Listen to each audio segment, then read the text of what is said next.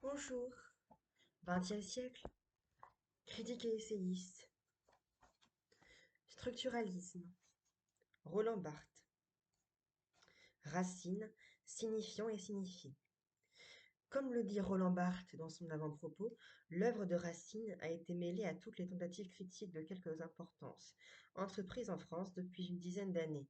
Critique sociologique avec Lucien Goldman, psychanalytique avec Charles Moron, biographique avec Jean Pommier et Raymond Picard, de psychologie profonde avec Georges Poulet et Jean Starobinski. Au point que, par un paradoxe remarquable, l'auteur français, qui est sans doute le plus lié à l'idée d'une transparence classique, est le seul qui ait réussi à faire converger sur lui tous les langages nouveaux du siècle. Il est possible de saisir objectivement dans Racine le fonctionnement de l'institution littéraire. Il est impossible de prétendre à la même objectivité lorsqu'on veut surprendre en lui le fonctionnement de la création. C'est une autre logique, ce sont d'autres exigences, une autre responsabilité. Il s'agit d'interpréter le rapport d'une œuvre et d'un individu. Comment le faire sans se référer à une psychologie? Et comment cette psychologie pourrait-elle être autre chose que choisie par le critique? Bref, toute critique de la création littéraire, si objective, si partielle qu'elle se prétende, ne peut être que systématique. Il n'y a pas à s'en plaindre, mais seulement à en demander la franchise du système. Il est à peu près impossible de toucher à la création littéraire sans postuler l'existence d'un rapport entre l'œuvre et autre chose. Pendant longtemps, on a cru que ce rapport était causal, que l'œuvre était un produit, d'où les notions critiques de source, de genèse, de reflet, etc.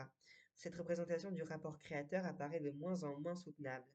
L'idée de produit a donc fait place peu à peu à l'idée de signe. L'œuvre serait le signe d'un au-delà d'elle-même. La critique consiste alors à déchiffrer la signification, à en découvrir les termes et principalement le terme caché, le signifié.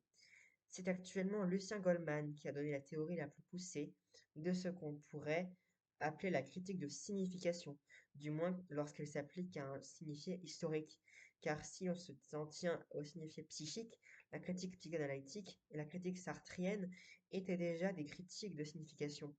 Il s'agit donc d'un mouvement général qui consiste à ouvrir l'œuvre non comme l'effet d'une cause, mais comme le signifiant d'un signifié. Mise en question. Héritier d'une érudite et objective méthode universitaire, Raymond Picard a publié une thèse, minutieusement documentée, sur la carrière de Jean Racine, 1961. Et c'est justement à propos du livre sur Racine de Roland Barthes, 1963, qu'il prendra vivement à partie, 1965, les orientations nouvelles. Nouvelle critique ou nouvelle imposture, tel est le titre de ce pamphlet, véhément et parfois percutant. L'auteur voit, dans le transfert de l'historique vers le psychologique et le structural, une entreprise de destruction de la littérature comme de la réalité originale. En outre, selon lui, l'un des caractères de cette nouvelle critique est ce qu'il est malaisé de la critiquer car elle se meut volontiers dans l'invérifiable. Et je vous lirai la suite dans 4 jours. Merci d'avoir écouté cette vidéo. Au revoir.